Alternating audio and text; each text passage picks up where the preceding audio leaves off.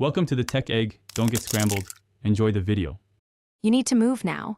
Confirm eligibility by checking recent work history and state residency.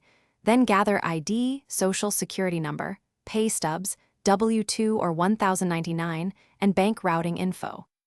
Once done, choose the online portal or phone application and create a secure account. Make sure to use a permanent email and a strong password.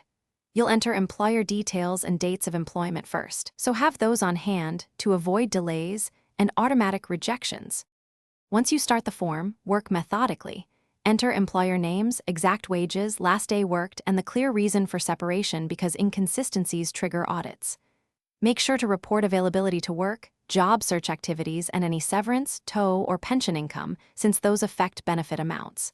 Pause to explain why accuracy matters. Incorrect entries can delay your claim. Before you submit, review each page for typos, save progress, and upload documentation where the portal requests proof.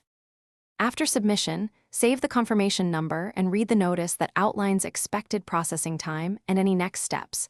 You'll often need to certify weekly or biweekly to receive payments. Make a habit of logging job contacts and availability immediately, since missed certifications cost benefits. If your claim is denied, don't panic. File an appeal within the stated deadline, gather detailed documentation, and consider contacting a benefits advocate. This step boosts your chance to overturn errors or misunderstandings. Thanks for watching. Consider subscribing if I helped unscramble your problems.